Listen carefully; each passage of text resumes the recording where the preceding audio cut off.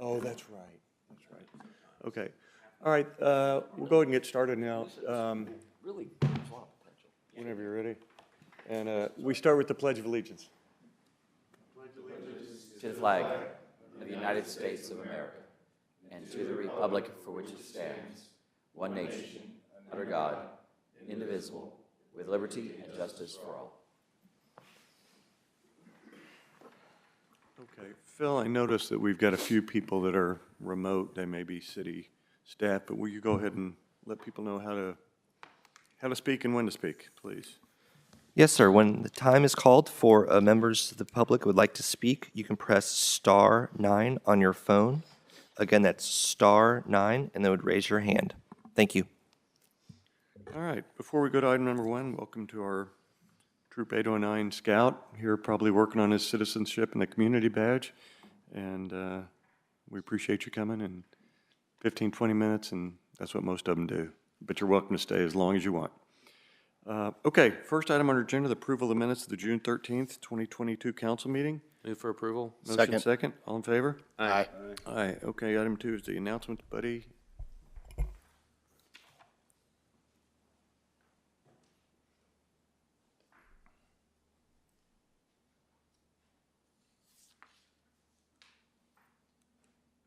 Okay, so the city had an official birthday this past Monday, turned 100 years old.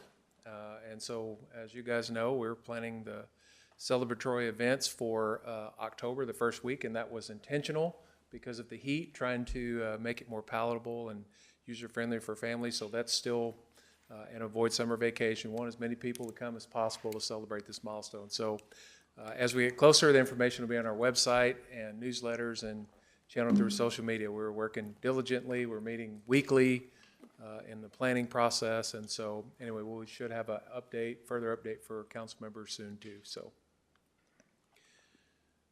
next part is the 52nd annual 4th of July parade. So it will be Monday, July 4th at 10. Assembly is at 9:45. As always, it starts around Estes at Patterson, ending at the Cathedral Park with patriotic songs and refreshments. Former Councilman Prossel came in today. We went over the music script, so he's ready to go. He's ready to lead us in song again. So please come dressed in your best red, white, and blue and enjoy the day. Will be refreshments, cookies. We have some donations, and so forth. So anyway, it's a fun event. So anyway, and I think that's all that I have.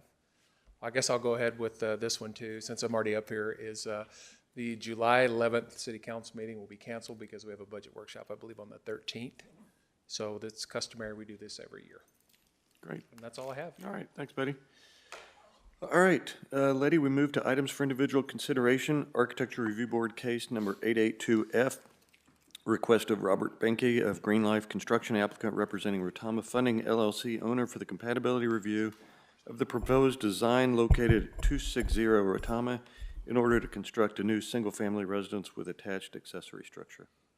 Good evening, Mayor and Council. This project is located in a single-family A zoning district on Rotama. It's on the south side between Vanderhoven and North New Braunfels.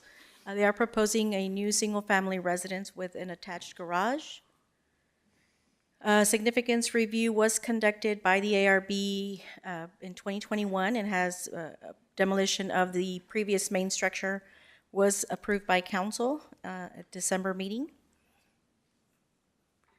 As there were no plans submitted at the time of the request for the demolition, compatibility review was required.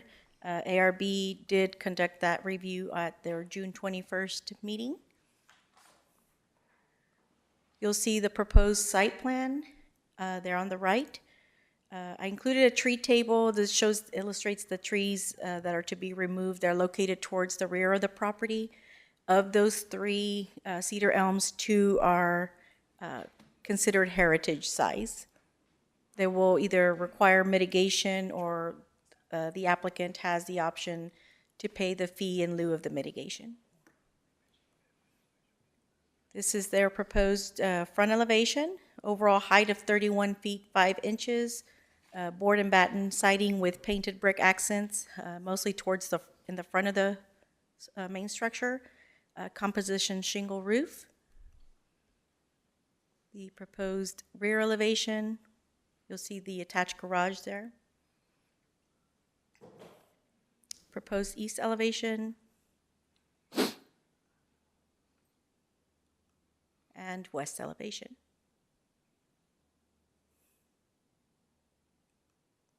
The proposed roof plan.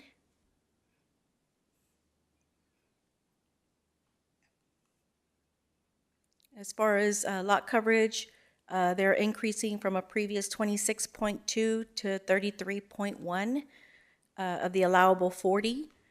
Floor area ratio was 21.9, proposing a 44.6%. They are allowed a maximum of 47 due to the rear alley access to the required parking. June 22nd, the ARB voted unanimously to recommend approval of the design as compatible. You'll see the existing and proposed streetscapes.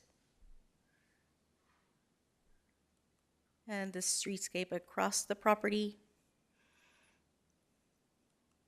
Some perspective renderings.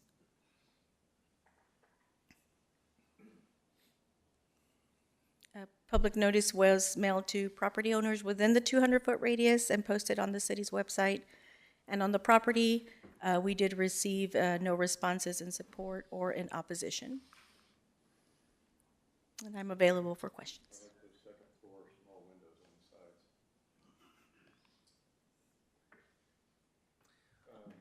Okay, nobody signed up to speak on this? Anybody, questions, comments? Mr. Mayor, I do believe we have someone online to speak. Okay, sure. If at this time anyone would like to speak on case 882F, please press star 9. 882F, press star 9.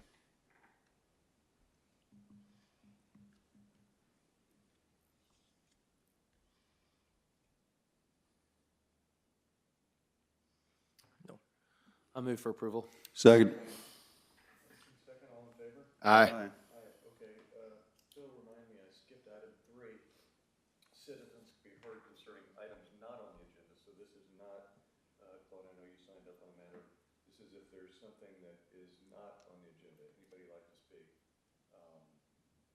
Anybody on the phone that would like to speak? Yes, if at this time you would like to speak on an item not on the agenda, you can press star 9 on your phone. Again, that's star 9. There's no one, sir. Okay, all right, move to item number 5, Architecture Review Board case number 884F. This is Frank requested Column Stone of C.R. Stone Construction LLC, applicant representing Navami Designs LLC, owner.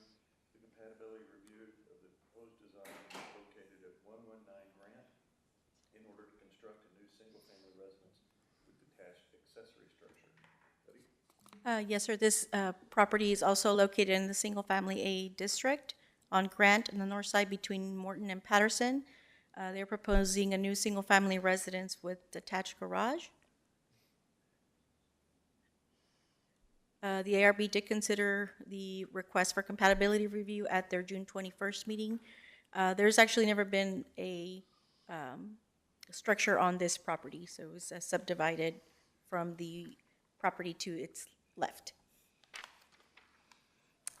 These are the existing conditions and a survey of the property. Proposed site plan, Grant would be located towards the right.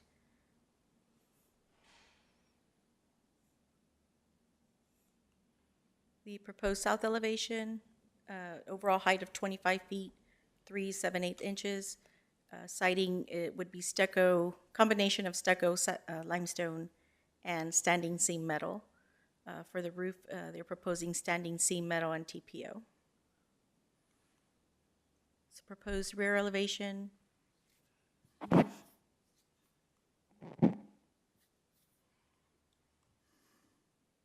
Proposed east elevation. And west elevation.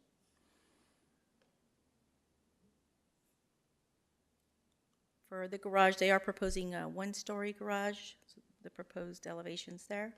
It's an overall height of 17 feet, stucco siding and standing seam metal roof. Proposed roof plans for the main and accessory.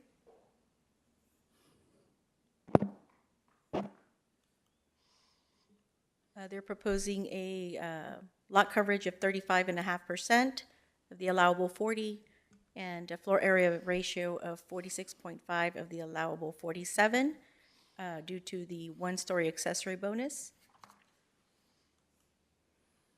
ARB did vote unanimously to recommend approval of the design as compatible. You'll see a proposed streetscape rendering. And some perspective renderings, west elevation, east, and the front. We did mail out public notice to property owners within a 200-foot radius. Notice was also posted on the city's website and on the property, and we did receive 3 responses in support and none in opposition. Okay, I saw somebody sign up. We've got Claude here in person. Claude Coons has signed up to speak. You want to come up? Sure. Claude, address? We have the property that's just behind this proposed property on Argyle, so we kind of back up to this open lot. And it's going to be, it looks like a pretty nice house. They're trying to save the tree, which we all can appreciate. There's an old ancient tree that they built around. And initially, there's no looming variances that they needed because they weren't going up that high to require that. But my concern is, last week we came to the Architectural Review Board meeting, and Lindsey Thorne, who of course is an architect, pointed out what he saw as just some structural elevation problems with this design that would require potentially excavating in the back of the lot more to solve the issue, or needing to potentially build up a bit higher. And that's the concern we have, is if they want to excavate, that's fine, and keep it the same height, but just go on record is that they do stay within the height envelope of the original plan, and don't just try and simply save the money on not excavating and just build as is. But it was about a 15-minute conversation that Lindsay had with, I guess it was Mr. Stone, who's the builder, and I don't think, he's obviously not an engineer, and Lindsay seems to have a lot of expertise in that. So there's some issues there that really popped up in our minds.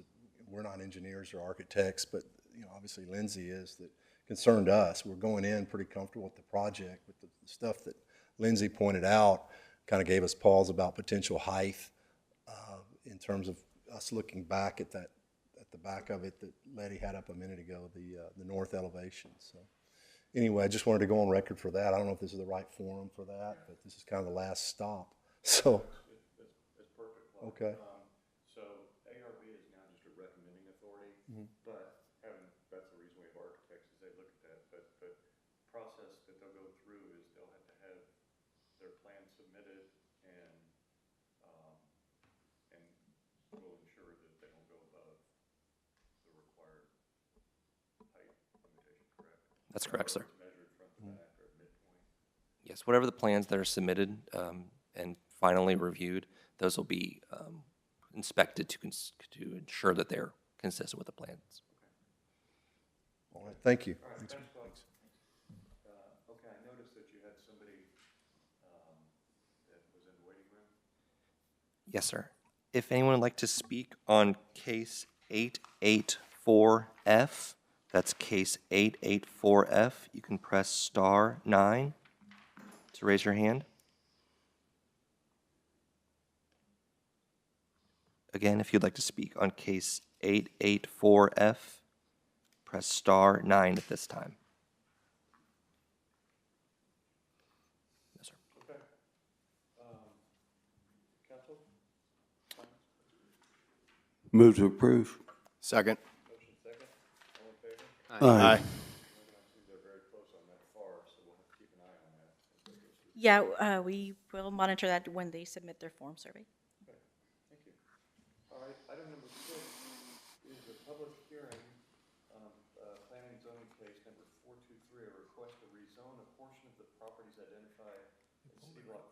Block 63, Lot 22, also known as 5936 Broadway, and City Block 4050, Block 63, Lot East 80 foot of 23 and 24, also known as 516 Circle, from Business District B1 to two-family dwelling district 2FC.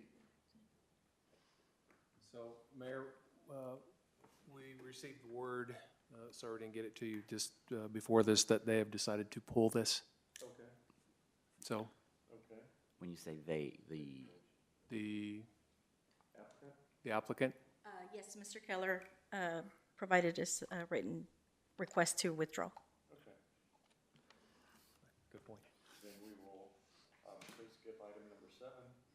And we will move to item 8, reinstatement of Third Amendment to Standard Water Tower License Agreement with Sprint Spectrum Realty Company, LLC.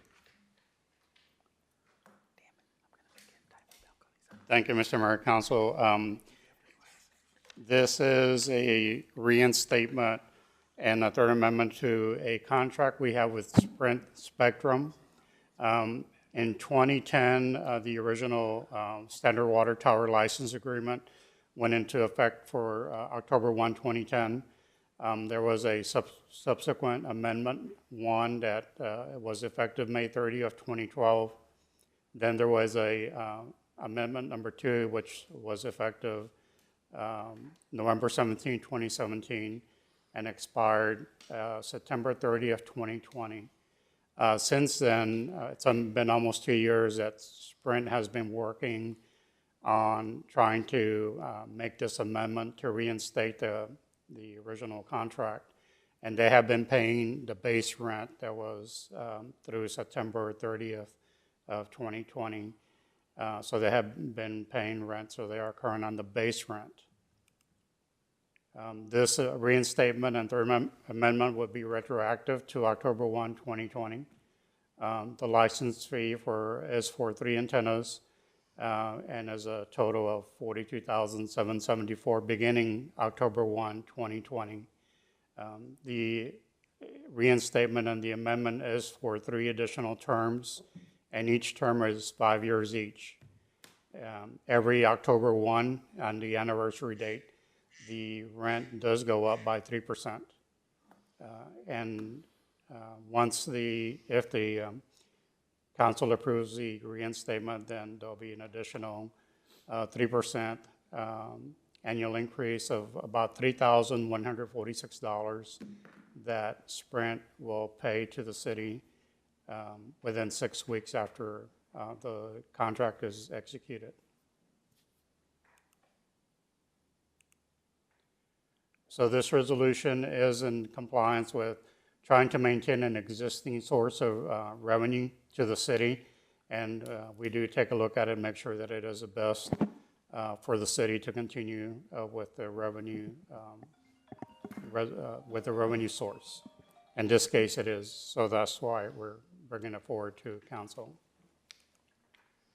Here is the schedule of payments that would be in the reinstatement and Third Amendment, and it is for 3 antennas. And as you can see, each year, beginning October 1, there would be an incremental increase of 3% each year. So if council has any questions. Yep. Frank, I was going to ask you if you're seeing this in other cities. Is committing to 15 years at a 3% annual market, not market, or Robert? I don't know. It is actually the market. In fact, I commend the city for only doing 15 years. Other cities are doing 25. Okay. And Mayor, if you remember, I believe former Councilman Prossel raised this issue about shortening the term so that we could get better terms. And I would like to commend Robert too, because he's been working diligently with them. Been a tough negotiator for the last year plus, trying to get this done. And it's a really competitive market, so they're looking to renegotiate and lesser terms and so forth. So I think we did quite well. Great. Council, got questions or comments? Move for approval. Second. Motion second, all in favor? Aye. Motion passes, and no executive session this evening, so Blake? I move that we adjourn this meeting. All right. All right, thanks for coming.